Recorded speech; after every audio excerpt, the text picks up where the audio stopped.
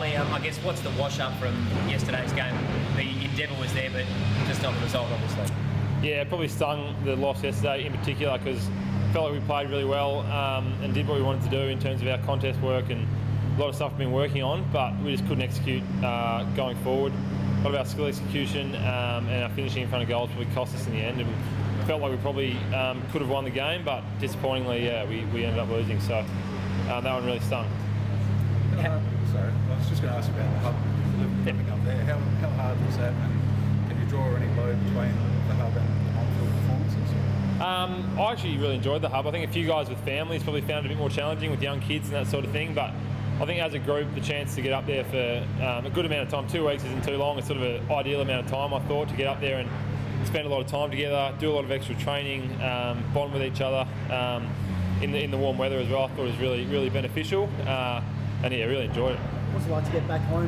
Obviously on the shed of playing with Port last night, back in Adelaide, slept in your own bed last night. Yeah, awesome to get home. It was a good 2 weeks, but yeah, everyone was obviously itching to get home and get back to family and that sort of thing. So happy to be back in Adelaide, and just stoked to. But in saying that, it was a good 2 weeks and a really beneficial 2 weeks of training and bonding with the boys as well. Reilly, you can see you're trying your guts out. You're having a pretty good season yourself. You can see the endeavour from the players, but how hard is it at the moment with results going the way they are, bottom of the table, etc.? Yeah, it's really disappointing. Obviously, we're all competitive, really want to win, and really want to win for our fans as well. So it's been disappointing to have obviously a few losses in a row. But we know we're doing the training to keep improving. We know the results are going to turn, the wheel's going to turn, and we're going to start winning soon. Does it make it even tougher having to come home and then go back next weekend and perhaps get straight off the flight and go and play West Coast? I think we're ready to do what we need to do to play, I think. So obviously flying up potentially the same day is probably not ideal, but I think we'll be fine, and we'll work through that, and we'll be ready to go and hopefully give a better performance next week. I know it's been dealt with a lot, but clearly another big story has been written over the weekend about the camp. How frustrating is it to see that stuff come out, or what do you make of that publicity again? Yeah, I read a bit about that. It's obviously been lingering around for a while, but as a group, we've sort of moved on well and truly from that. We don't really talk about that anymore, it doesn't really come up much. So as a group, we've moved on, and I sort of just glance over those stories, but it's interesting, it's still hanging around. But we've obviously got a new coach, new footy department, a lot of new players. I feel like we've moved on well and truly from that. We're just looking forward and sort of building together this sort of new group going forward. Nixie said he wants to have a talk to the players about it, though. He said that yesterday after the game. Do you think the players want to hear anything the new coach has to say, considering he wasn't even there? Yeah, not sure about that. I didn't hear that, but I feel like as a group we don't really need to sort of bury anything more. I think we've dealt with it.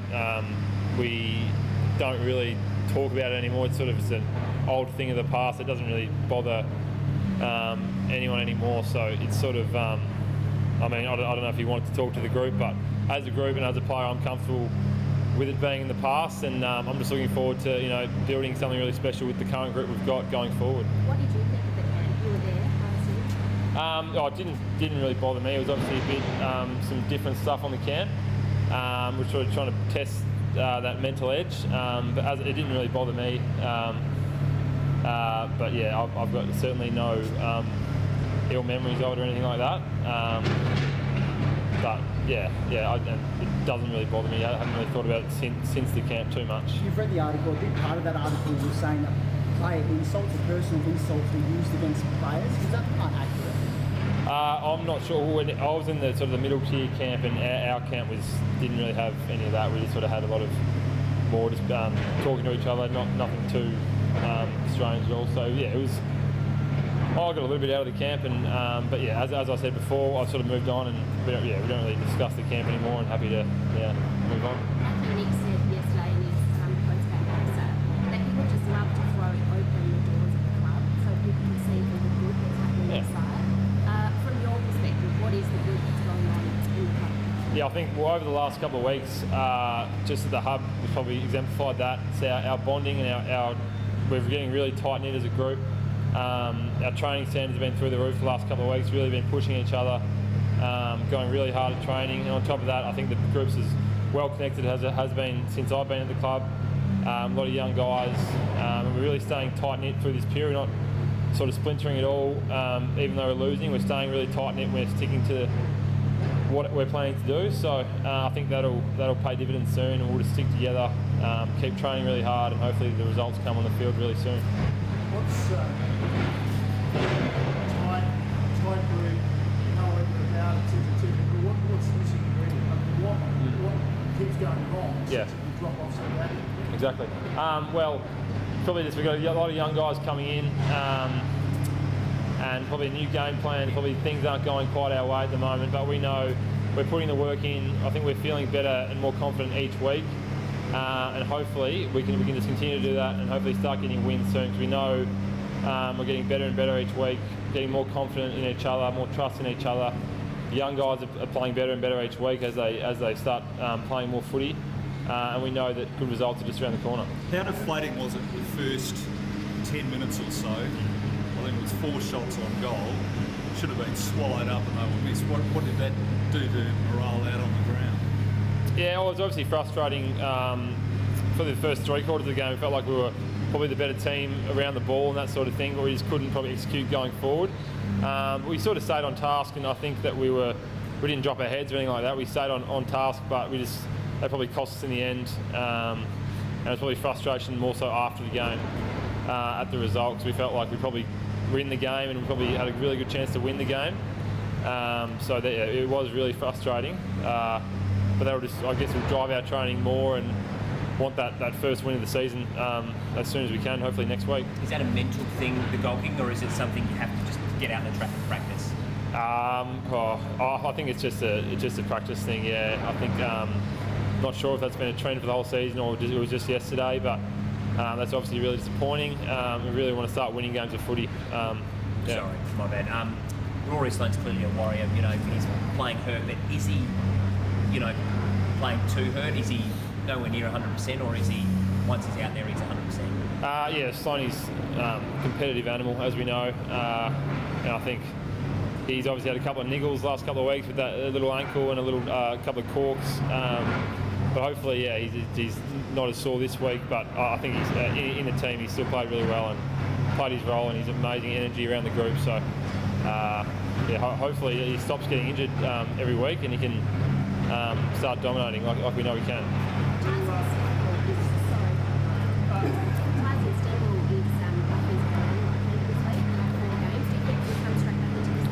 I think he'd be a big chance to come back in.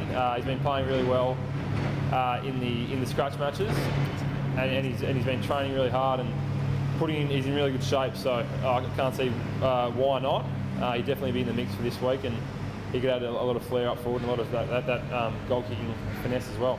You mentioned the game plan.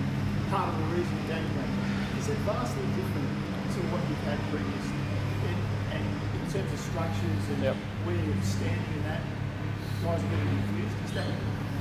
There has been a shift in terms of sort of terminology and the philosophies around the ball and also in our defence. So it probably takes a little bit of time to adapt to that. I feel like we're definitely getting more and more used to that and better with that. But yeah, there has been a fair shift with a lot of that stuff, and it does take a little bit of time, especially with a young group, to change and adapt after, I guess, so many years playing another philosophy. So I think we're building. I feel like each week we're getting more and more consistent in that and getting more understanding of how we play. I think we're getting a lot better, and I really do believe that we'll start winning games soon and start putting 4 quarters together of what we're trying to do. Can I quickly ask you, you're from Melbourne, Yep. aren't you? Yes. Is it hard? You've obviously got family over there. Just watching the situation with the COVID over there at the moment, how are you finding that? Yeah, no, it is. Obviously, hasn't been a great result for Victoria and Melbourne, and obviously having family there. My family's in the affected suburbs where they're being locked down, which isn't ideal for them. But it's probably just more frustrating for the guys with families and young kids who haven't been able to see their parents from Victoria, and some guys with newborns haven't been able to sort of have their parents come and visit and that sort of thing. And then some guys have, other relatives who might be sick and stuff like that they can't go back and visit. So it's probably most disappointing for those guys. So hopefully, the situation sorts itself out soon and we can get back to relatively normal. Is your family okay? Yeah, my family's fine. Yeah, they're fine. So, but I would like to see them at some stage. It'd be nice, but that's the reality of what everyone's dealing with at the moment. So, yeah.